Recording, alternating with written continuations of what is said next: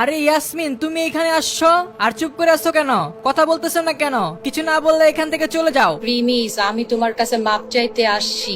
আমাদের মধ্যে ওই দিন যা কিছু হয়েছিল ওটার জন্য আমাকে মাফ করে দাও। আমি তোমার সাথে যা করছি অনেক খারাপ কাজ করছি। তোমার সাথে এরকম করা আমার ঠিক হয় নাই। প্রেমিস যখন ঘুম থেকে ওঠে তখন সে তার বাসা থেকে বাইরে যাওয়ার সময় ইয়াসমিনকে দেখতে পায়। তারপর সে ইয়াসমিনের সাথে কথা বলে। প্রিমিস, আমি তোমার সাথে এরকম যা করতে চাইছিলাম সেটা আমি ইচ্ছা করে করি নাই। আচ্ছা ঠিক আছে, যেহেতু তুমি তোমার ভুলের জন্য মাপ চাইতে আসছো, আমি তোমাকে মাফ করে দিছি।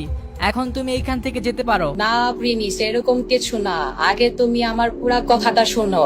আমি একদিন তোমাকে বলছিলাম না আমার বয়ফ্রেন্ড হওয়ার জন্য নাটক করতে হবে, যাতে করে অভিজিৎ আমার পিছনে ঘোরা ছেড়ে দেয়।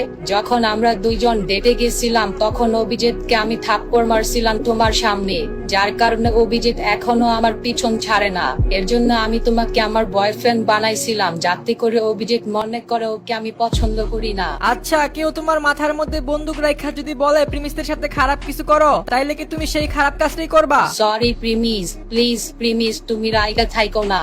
আমি মানতাছি আমি অনেক বড় ভুল করে ফেলছি। প্লিজ আমাকে মাফ করে দাও। তাই বলে তুমি আমার সাথে খারাপ কিছু করার চেষ্টা করবা? আমার ওই দিনের পর থেকে অনেক খারাপ লাগা শুরু হয়েছে। তুমি অনেক ভালো ছেলে, তোমার সাথে এইসব করার আগে তোমার পারমিশন নেওয়া উচিত ছিল।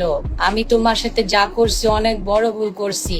প্রিমিস, আমি তোমার কাছে এইগুলোর জন্য মাপ চাইতে আসছি। প্লিজ আমাকে মাফ করে দাও, আর না হলে আমাকে শাস্তি দাও। প্রিমিস বুঝে গিয়েছে যে ইয়াসমিন নিজেকে বাঁচানোর জন্য তার সাথে মিথ্যা বলছে, কিন্তু যখন ইয়াসমিন এই কথাগুলো বলছিল তখন তার চোখ দিয়ে পানি এসে পড়ে, যার কারণে প্রিমিস মনে মনে ইয়াসমিনকে মাফ করে দেয়। না প্রিমিস, আমি তোমার সাথে অনেক খারাপ কিছু করার চেষ্টা করছিলাম। যদি তুমি আমাকে শাস্তি না দাও তাহলে আমার মনে হবে তুমি আমাকে মাফ করো নাই। তুমি চাইলে আমাকে থাপ্পড় মারতে পারো, আমি কিছুই মনে করব না। ইয়াসমিন প্রিমিসকে এই কথাগুলো বলে প্রিমিসের মন গলানোর চেষ্টা করছিল। না না, এইসবের কোনো দরকার নাই, আমি তোমাকে মাফ করে দিছি, তুমি এখান থেকে চলে যাও। থ্যাংক ইউ প্রিমিস, সত্যি তুমি অনেক ভালো একজন মানুষ। আর প্রিমিস, তোমার সাথে আমি আরো একটা কথা শেয়ার করতে চাই। আচ্ছা কি বলবো বলো, তাড়াতাড়ি বলো। প্রিমিস, ওই দিন যখন তুমি আমার বয়ফ্রেন্ড সেজে গেছিলা আমি মনে করছিলাম অভিজিৎ আমার পিছনে ঘোড়া ছেড়ে দিবে, কিন্তু ও এখনো আমার পিছনে ঘোড়া ছাড়ে নাই। আমাকে ওই দিন ও 4-5 বার কল দিছে। একদিন আমাকে খুঁজতে খুঁজতে আমাদের বাসা পর্যন্ত চলে আসছে এবং আমার আব্বু আম্মুকে ব্ল্যাকমেল করা শুরু করে দিছে। ওকে বলো, আমি এখন কি করতে পারি? আচ্ছা, আমি আমার পরিচয় ওকে বলতে পারি যাতে ও তোমার সাথে আর কোনো খারাপ কিছু করতে না পারে। না প্রিমিস, তুমি তোমার পরিচয় দিও না। তুমি এখনো কলেজে পড়ো।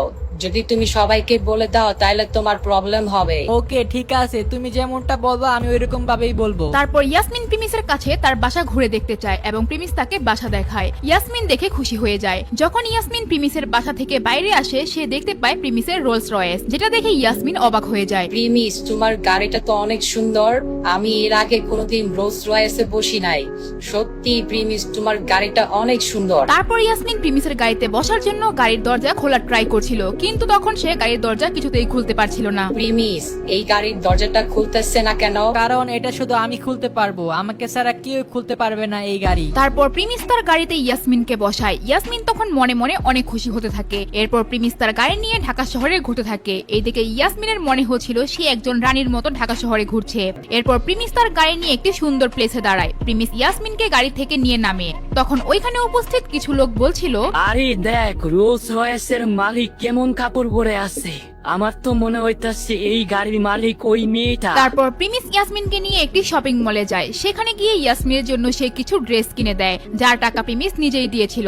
তারপর ইয়াসমিন প্রিমিসকে নিয়ে খাবার খাওয়ার জন্য একটি রেস্টুরেন্টের কাছে যায়। প্রিমিস, আমি এইখানে এর আগেও এসেছিলাম। এইখানকার খাবারগুলো অনেক ভালো। যখন ইয়াসমিন আর প্রিমিস রেস্টুরেন্টের ভিতরে যায় তখন পিছন থেকে একজন মহিলা ডাক দেয়। সে আর কেউই না, ইয়াসমিনের মা। তারপর ইয়াসমিন পিছনে ঘুরে দেখে তার মা, বাবা, অভিজিৎ, ভূমিকা এখানে আছে। ইয়াসমিন, এদিকে আসো।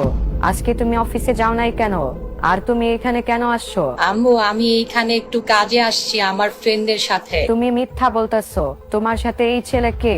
তুমি তোমার কাজ ফালাই দিয়ে এইখানে এই ছেলের সাথে কথা বলতে আসছো, আমরা বুঝতে পারছি। দেখো এই ছেলে কিরকম জামা কাপড় পরে আসছে। আর ইয়াসমিন, এই ছেলে তোমার কি হয়? আঙ্কেল আন্টি আপনারা প্লিজ রাগ করবেন না, হয়তো ইয়াসমিন ওর সাথে কোনো কাজে আসছে। তুমি কেন আমার আব্বু আম্মুর সাথে খাবার খাইতেছো? আমি তোমাকে লাস্ট বারের মতো বলে দিতেছি, তোমার আর আমার মধ্যে কোনো কিছু হবে না। এর জন্য তুমি এইখান থেকে চুপচাপ চলে যাও। এইসব তুমি কি বলতেছো ইয়াসমিন?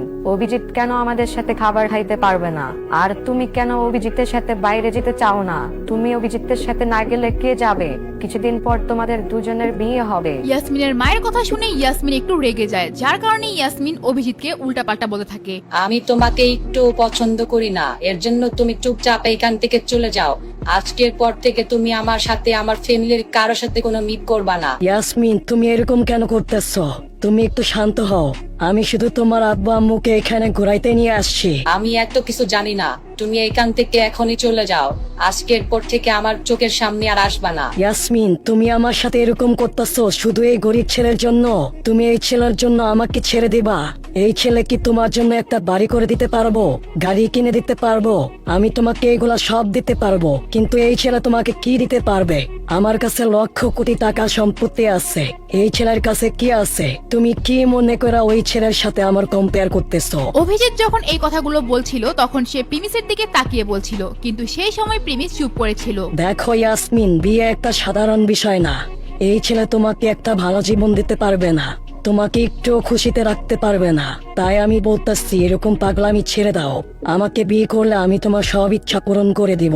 আমি কাকে বিয়ে করব না করব এই সব তোমার কাছ থেকে শুনতে হবে না। ইয়াসমিন এইগুলা বলে প্রিমিসকে নিয়ে সেখান থেকে চলে যেতে থাকে, কিন্তু ঠিক এই মুহূর্তে ইয়াসমিনের মা পিছন থেকে ডাক দিয়ে বলে, দাঁড়াও ইয়াসমিন, তোমার কি একটু বুদ্ধি নাই?